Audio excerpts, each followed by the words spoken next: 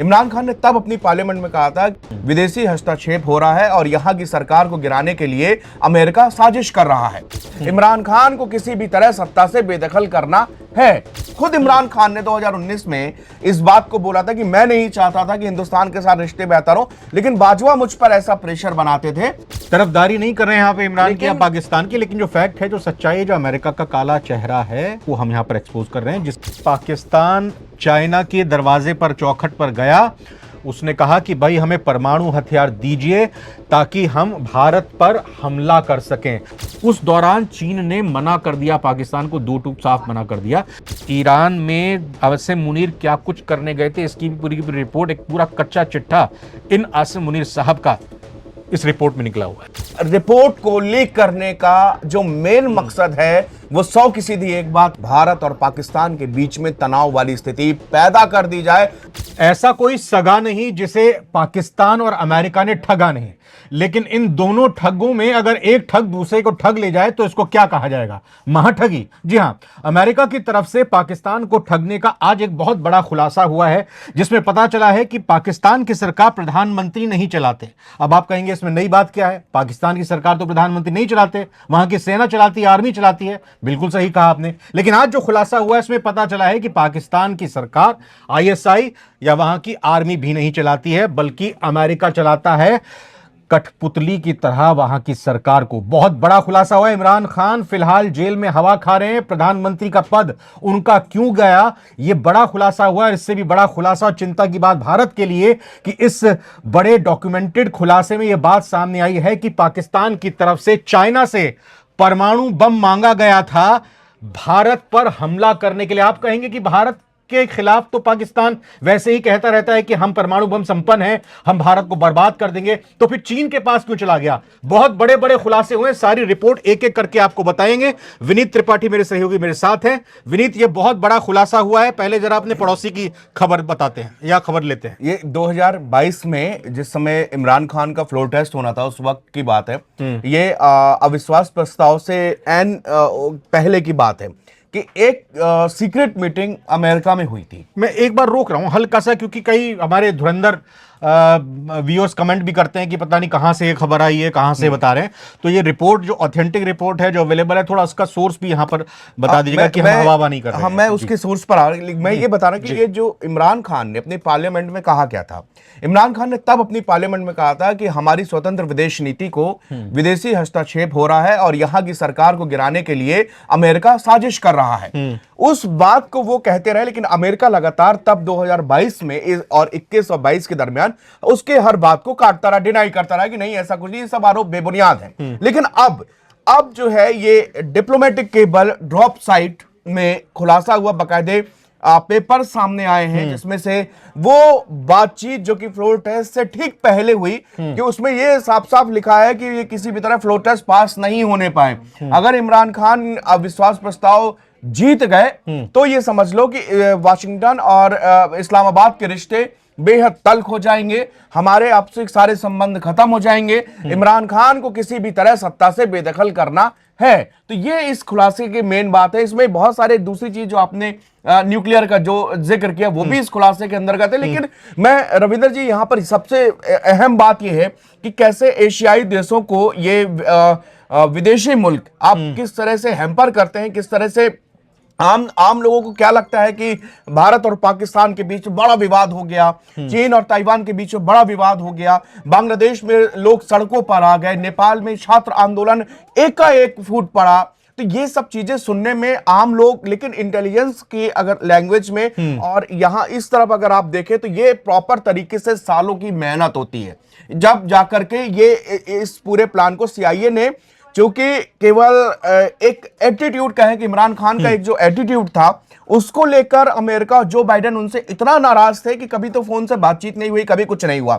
सबसे खराब रिश्ते पाकिस्तान के अमेरिका के उस दौर के हुए।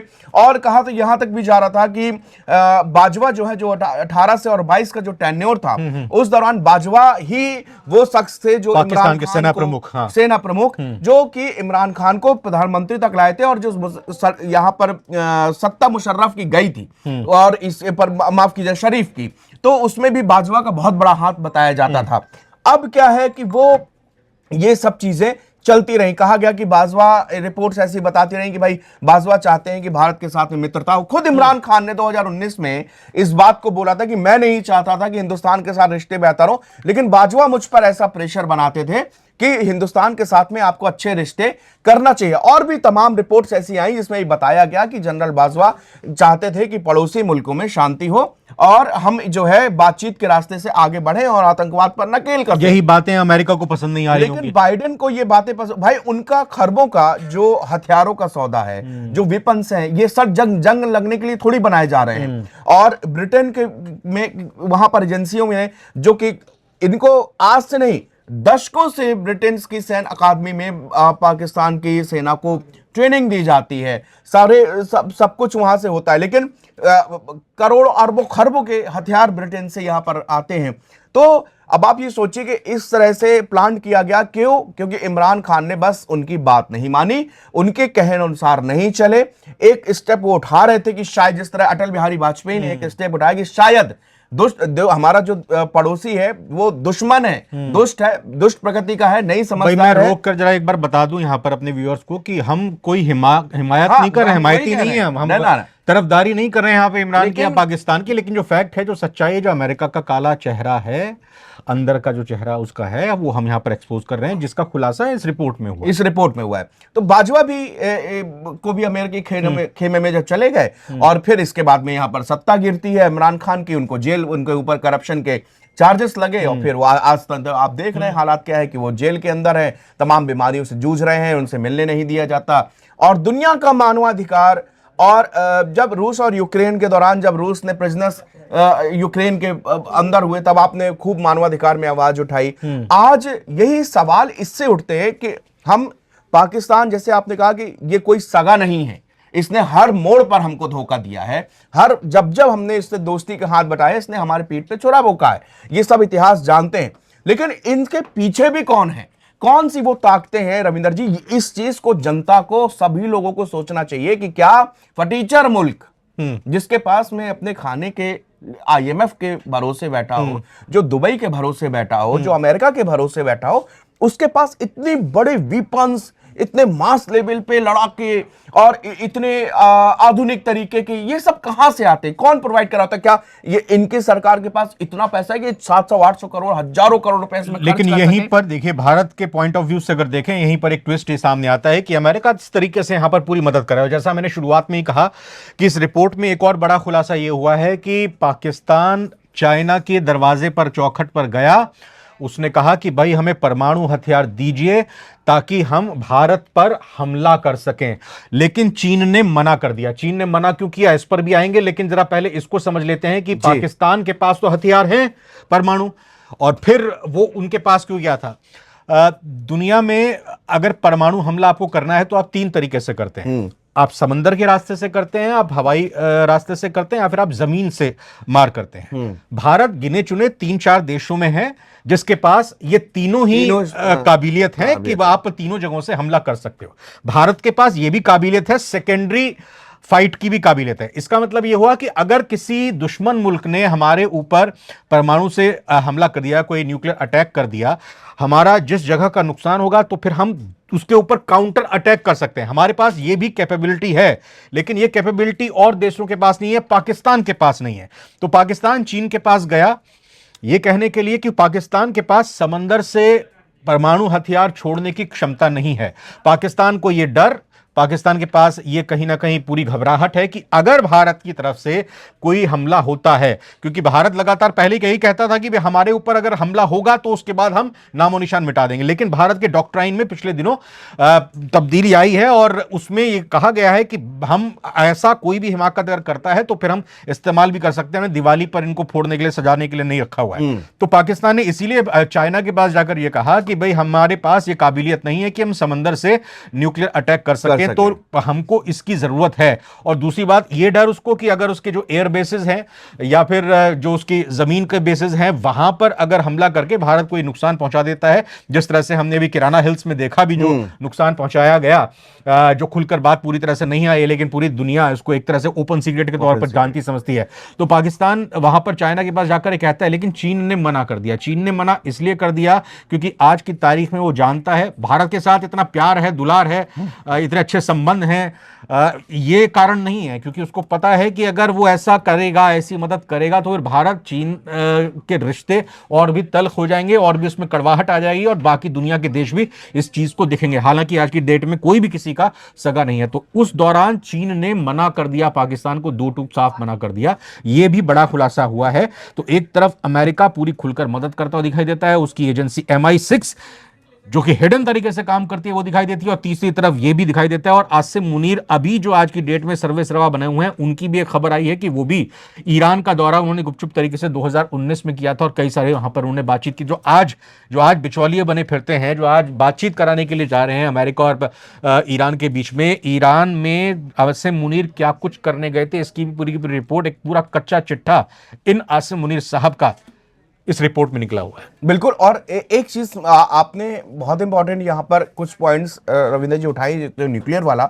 आप देखिए कि एक मेरे अंदर एक सवाल ये भी है और एक आपसे पूछ लो, आपसे मैं इसे डिस्कस करूंगा कि अच्छा ये बताइए एन इस वक्त पर, जबकि आप देख रहे हैं कि पूरा पश्चिम एशिया कॉन्फ्लिक्ट है, चाइना ताइवान में टेंशन है, रशिया यूक्रेन में युद्ध चल रहा है और बाकी दूसरे देशों में अपने गृह युद्ध में, सीरिया वगैरह सब गृह युद्ध में उलझे हुए देश है। पाकिस्तान अफगानिस्तान के साथ में उलझा है, पाकिस्तान बलूचिस्तान के साथ में बहुत ज्यादा उलझा हुआ है। अब आप सोचिए कि ऐसे वक्त पर इस ड्रॉप साइट ने ये लीक क्यों की है? आइए क्रोनोलॉजी समझते हैं इसकी। ये 2 दिन पहले आपके CDS साहब ने क्या कहा था? हाँ, क्या कहा था? अपने आर्मी चीफ ने, आर्मी चीफ उपेंद्र द्विवेदी जी ने क्या कहा था? उन्होंने साफ तौर पे कहा कि भैया इतिहास और भूगोल ये तुम्हारा, तुम चुन सकते हो तुम्हें कहां रहना है। मतलब या तो आपको आपका भूगोल ही मिटा दिया जाए, हाँ, या फिर आप इतिहास अपने बने रहना चाहते हो। आप क्या आपकी इच्छा है, क्या मंशा है, ऑप्शन है। ठीक है। उसके बाद फिर आसिम मुनीर का बयान आता है। क्या आता है बयान? आसिम मुनीर भी गीदा, इसके पहले सुनी तो इसके एक हफ्ते पहले खुद यही दर्दनाक हमको दर्द दे रहे थे कि हम बहुत दर्दनाक भारत को जो है सितम देंगे। तब जब कल जो शहद मानिक साहब वाले प्रोग्राम में उन्होंने परसों आर्मी चीफ ने 2 टूक में बड़ा, और उनका जो उस समय चेहरा था ना उपेंद्र द्विवेदी जी का, वो देखने लायक था। वो बिल्कुल भी गुस्से में एग्रेशन नहीं था। वो इतना वो जान रहे कि तुम यार चूज कर लो एक बार ना, ये रोज रोज का सिरदर्दी नहीं चाहिए कि दर्दनाक पर नहीं, ये सब बात नहीं। तुम्हें कैसे आना है, तुम्हें न्यूक्लियर से आना, आओ तुम। अगर भाई भारत का बहुत बड़ा नुकसान होगा, न्यूक्लियर कोई हंसी मजाक खेल नहीं है। किसी भी देश में एक बार न्यूक्लियर पड़ा है, जहां पर आज भी यहाँ क्या, बिल्कुल, लेकिन हंसती मिट जाएगी। उससे थोड़ा और पीछे चलते हैं। 7 मई को ऑपरेशन सिंदूर के पूरे 1 साल हो गए। भारत की तरफ से तीनों ही सेनाओं के प्रतिनिधि आते हैं और अपनी बातों को रखते हैं, सबूत दिखाते हैं, जो हर बार दिखाते आए। उसके ठीक बाद नकल करते हुए, जैसा पाकिस्तान की फितरत में ही है, उनके ISPR के स्पोक्स पर्सन आते हैं और कहते हैं कि पता नहीं भारत के जो जर्नैल हैं वो अंग्रेजी में क्यों बात करते हैं, क्या वो नैरेटिव वो वहां पर इस चीज को रखते हैं। ऐसी जाहिलात वाली भाषा रविंदर जी कभी नहीं सुनी जो ISPR की सुनी है। अब कड़ियों को जोड़ते देखिए, ये लीक की टाइमिंग यही है कि भाई एक तरफ चाइना और ताइवान भिड़ जाएं, एक तरफ ईरान भिड़ा हुआ ही है, दूसरी तरफ रूस यूक्रेन अपने आपस में भिड़ा हुआ है। पाकिस्तान का अगर ये लीक कर दिया जाता है मैटर, जिसमें भारत जाहिर तौर पर गरमाएगा, भारत इसकी निंदा करेगा और भारत चौकन्ना हो जाएगा। ऐसा नहीं है। और उसके बाद भारत और पाकिस्तान के बीच बयान आएंगे और फिर टेंशन। ये था इसलिए इस अमेरिकी रिपोर्ट को लीक करने का जो मेन मकसद है वो 100 की सीधी एक बात वो रविंदर जी ने जो कही कि किसी भी तरह भारत और पाकिस्तान के बीच में तनाव वाली स्थिति पैदा कर दी जाए, अभी से पैदा कर दी जाए, ताकि अमेरिका तो बिलबिला रहा है, छटपटा रहा है कि कैसे वो इस वॉर से निकल पाए, लेकिन ईरान ने उसको बिल्कुल पकड़ के रखा है कि ना हम तुम्हारी शर्तें मानेंगे, ना हम तुमको निकलने देंगे। तुमने इस दुनिया को, तुमने ब्रिटेन ने मिलकर पूरे इस दुनिया को, हर देश को लड़वाया, अब बारी तुम्हारी है, तुम बहुत अच्छे समय पे आए हो, आओ। नुकसान तो हो रहा है लेकिन तुम्हारा 10 गुना नुकसान। क्यों नहीं अब ये हॉर्मुज पे भागे, हॉर्मुज से, क्योंकि इनको पता था कि ये डेड बॉडी गिर नहीं पाएंगे अमेरिकी सोल्जर्स की, जिस हिसाब से वहां पर माइंस और ये भी, और वो कह रहे हैं कि हमको पाकिस्तान से रिक्वेस्ट आई। अरे सऊदी अरब हाथ पैर जोड़ गया कि भाई हम अपने बेसिस का इस्तेमाल नहीं होने देंगे, आप जाओ यहां से, बहुत हो गया। यूएई के ऊपर हमला कर दिया ना, हम इसकी ना समर्थन करते हैं, हम ये कहते हैं कि भारत ने भी निंदा की है, हम भी इसकी निंदा करते हैं, भर्त्सना करते हैं, क्योंकि भाई यूएई के न्यूक्लियर साइट पर आपने हमला किया, रेडिएशन हो जाता, लीकेज हो जाता, तो ईरान भी उसकी जद में आ जाता। हाँ। बात हॉर्मुज की अगर करें तो एक पॉइंट आप बता देता हूं कि आईआरजीसी के कमांडर की तरफ से आज ये कहा गया है कि भैया ये अपने जो हमारे ईरान के बंदरगाहों पर नजर टिकाने के लिए आप यहां बैठे हुए हैं, हाँ, हाँ। निकल जाओ, निकल जाओ, से हाँ। नहीं तो कब्रगाह बना देंगे आपकी। देखिए आप रविंद्र जी, ये जुलाई 2024 में ये संस्था बनी है, जिसके हम लोग रिपोर्ट्स पर आज ये खबर है 2022 की, ये रिपोर्ट्स है 2022 की, 2 साल के अंदर उसके बाद और उसके बाद बनाई गई। इसका मतलब है कि ये जो पूरा ये ऑपरेशनल तरीके से चीजें करी जा रही हैं, ताकि हिंदुस्तान और पाकिस्तान को मैदान पर लाके खड़ा कर दिया ड्रॉप जाए। साइट न्यूज है ये, DROP, हाँ, ड्रॉप SITE न्यूज। 2024 में आई थिंक जुलाई में इसका ये उद्घाटन हुआ है, और ये non profit investigative news outlet अपने आप को कहता है। और रियान ग्रिम जो है इन्वेस्टिगेशन जर्नलिस्ट हैं, और जर्मी स्कैहिल, ये दोनों इसके संस्थापक मेंबर हैं, जिनके आज जिक्र किया गया इस रिपोर्ट में भी उनका नाम है। ये बताती है कि भाई इन लोगों का काम है कि तमाम देशों में अब इन्वेस्टिगेशन जर्नलिज्म उसको निकालना। लेकिन जो बात इमरान खान को तब पता थी, जब उसके साथ में ये सब चीजें हो रही थी, तब ये आज जो है 2026 में, जबकि पूरी दुनिया में एक जंग जैसे हालात बनते जा रहे हैं, इस युद्ध को आप एशिया की तरफ क्यों धकेल रहे हो? क्यों इसमें पूरे एशिया को जद में लेना चाहते हो भाई? आपकी इस बात पर एक और मैं मजबूत अपनी तरफ से बात कहना चाहूंगा कि भाई आपने सिर्फ एक खबर लीक नहीं की कि चाइना के पास वो गया था न्यूक्लियर कैपेबिलिटी हासिल करने के लिए पाकिस्तान, आपने एक साथ 3 खबर निकाली हैं। एक आपने आसिम मुनीर अपनी अभी जो तत्कालिक आपके हैं सर्वेसरा, उनकी भी, और इमरान खान की भी, यानी कि ये किसी को शक ना जाए, किसी को ऐसा ना लगे कि सिर्फ ये एक सुनियोजित तरीके से भारत और पाकिस्तान के बीच में टेंशन क्रिएट करने की वजह से की गई है, बल्कि आपने सुनियोजित तरीके से गड़े मुर्दे भी उखाड़ दिए, जो मौजूदा आसिम मुनीर की स्थिति है उसको भी बता दिया, और भारत और पाकिस्तान के बीच और ज्यादा टेंशन बढ़े, भारत का रिएक्शन इस पर आया, फिर उसके बाद काउंटर रिएक्शन पाकिस्तान का है। ये बड़ी सोची समझी तरीके से, ये मुझे लगता है कि अमेरिका और बाकी देशों की, यूरोपियन देशों की खुफिया एजेंसीज की साजिश साफ तौर पर दिखती है। बिल्कुल सर, ये आज से नहीं, ये दशकों से, और मैं बताऊं आजादी के भी पहले से 1800 से में ऐसे ऐसे ऑपरेशंस हैं जिसको सुन लेंगे जमीन खिसक जाती है कि यार ऐसा भी हो सकता है क्या। वो अब आप देख लीजिए, मैं हमेशा आपसे ऑपरेशन अनथिंकेबल के बारे में बहुत चर्चा करता हूँ 1940, वो इसलिए चर्चा करता हूँ क्योंकि वो एक ऑपरेशन ऐसा था जो कि पूरे वर्ल्ड में किसी भी यहाँ पर ईस्टर्न कंट्रीज को मजबूत ना होने दे। इनके रडार में चाइना है, इनके रडार में भारत है, इनके रडार में हर वो देश है जो इनको आके दिखा सकता है, जो इनको चुनौती देता है। चाइना चुनौती देता, भागे भागे दौड़ के गए, उन्होंने कैसा रिस्पांस दिया दुनिया जानती है। भारत के साथ में यही, भारत उभरती हुई, सबसे तेजी से बढ़ती हुई ग्रोइंग इकोनॉमी है। भारत आज जो है निर्यात, हथियारों मिसाइलों को निर्यात कर रहा है। भारत आज हर क्षेत्र में आगे बढ़ रहा है। अब हमारे IT सेक्टर हो, हमारी सारी चीजें डेवलपिंग है, बढ़ती चली जा रही हैं। तो हमने एक 2047 तक का एक अपना एम बना के रखा है कि हमको अपना टॉप 5 कंट्रीज में, टॉप डेवलपिंग कंट्री में आना है। कुल मिला के इतनी सद्बुद्धि है हमारे देश की कर्ता धर्ताओं पे कि किसी के झांसे में हम आने वाले नहीं हैं।